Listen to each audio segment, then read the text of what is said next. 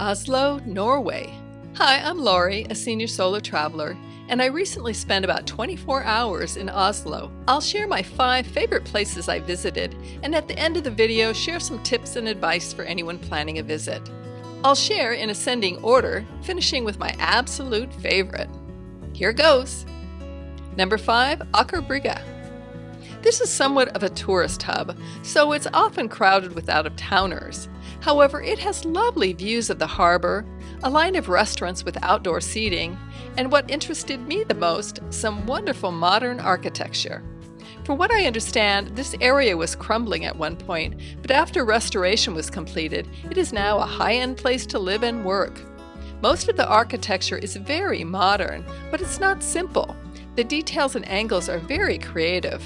I would encourage anyone visiting to venture past all the restaurants and out to the end of the peninsula. You will walk through some impressive buildings, and there is a small sculpture park at the end. It is a great place to watch the boats coming and going. 4. Royal Palace and changing of the guards.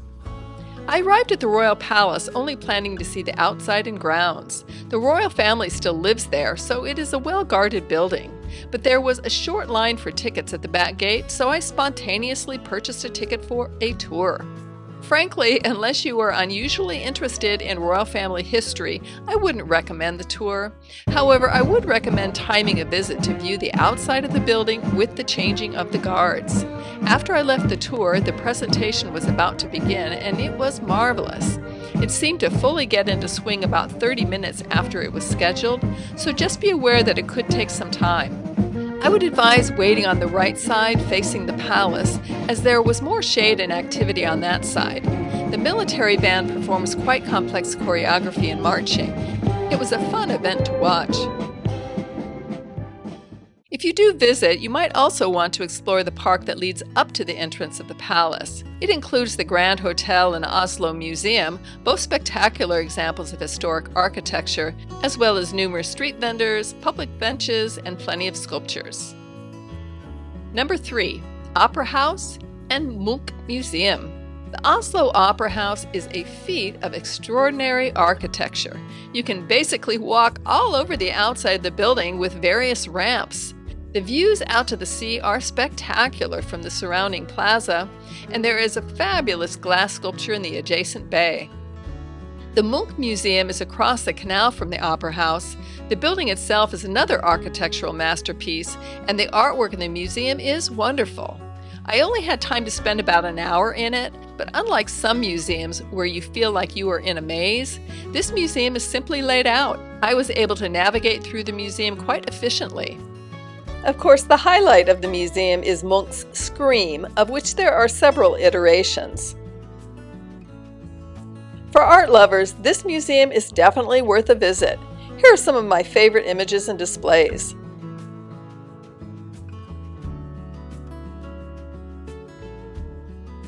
Number 2, Fram Museum.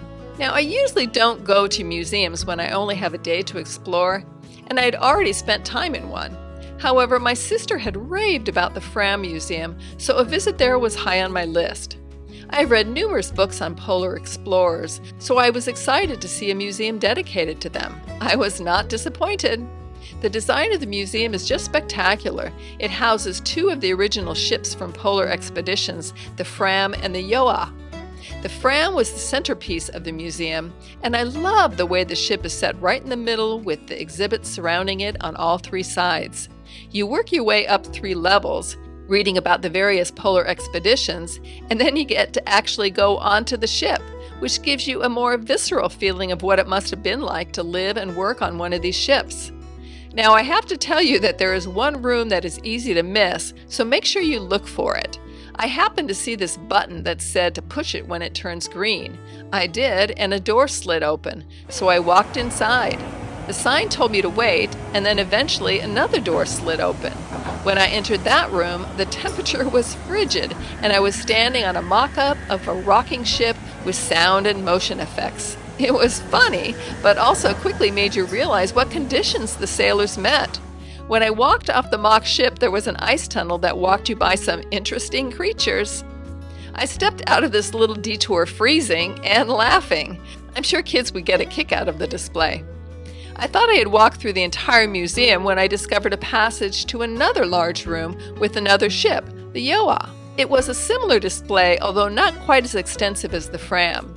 When I was leaving, I asked if the boats were original or replicas. I was told that they were both the original ships, but had to be restored. It was all quite inspiring and a special kind of museum. Number 1, Frogner Park and Vigeland Park. To clarify any confusion with the two names, Vigeland Park is a sculpture park within Frogner Park. The setting is very dramatic. From the entrance, there is a long perspective leading your eye to a central fountain and sculpture, with additional sculptures lining the sides. I walked up the hill admiring the amazing art lining the path. Now, these are not traditional sculptures. The figures were all naked and often in some sort of movement. From what I understand, the artist Gustav Vigeland wanted all these people depicted to be on the same plane, with no class divisions, which is why they have no clothes. There are many creations of family, which seem to be a big theme. In the center is a huge fountain with 4 men supporting it. The idea of teamwork was apparent, with no one person carrying more weight than another. Farther up the hill is a big monolith carved out of a single piece of stone, with adults at the bottom supporting babies at the top. Evidently, several artists worked on the monolith for many years. The craft work is certainly evident. If you keep walking, you run into some more sculptures at the top. And on both sides of the promenade is Frogner Park, which is a bit more rustic and less formal. Vigeland was my favorite place to visit and is definitely a must-see destination in Oslo. Now let's talk about getting around. The Oslo waterfront area is mostly flat. However, as you move away from the water, the city gets hillier. You can somewhat easily walk to Aker Brygge, the palace, and the opera house, but the Fram and the sculpture park are long treks. I was short on time, so took a rideshare to the Fram, but discovered afterward that there is a very inexpensive ferry that crosses back and forth from the waterfront area to the Fram. I took it back from the Fram, and it was not only cheap transportation, but a quicker and more scenic ride. To get to Vigeland Park and any destinations beyond the central area, you will want to use public transportation. You will want to download the app in advance. At one point on this trip, I decided to rent a bike. I had done this in numerous cities and it worked well. I rented a city bike and decided to visit a different sculpture park called Ekebergparken. My map app said it was about a 20-minute ride. What I didn't anticipate was that the ride was almost all uphill. The park was on a hilltop and I ended up walking the bike most of the way up. The 3 speeds on this rental bike wouldn't cut it. When I got to the top, I discovered that I couldn't lock the bike through the app as I had done with other rental bikes. I contacted customer service, who told me I could only lock it by placing it back in a city bike rack, and there were none nearby. I could see some sculptures in the immediate area, but the park was hilly, so I headed back, all downhill. So the moral of the story is consider where you are going before renting a bike. I noticed most locals rode electric scooters, which made much more sense on the hills, although I'm not sure this senior would have tried one. For solo travelers, Oslo is a safe and friendly community. Everyone speaks English, so communication was easy.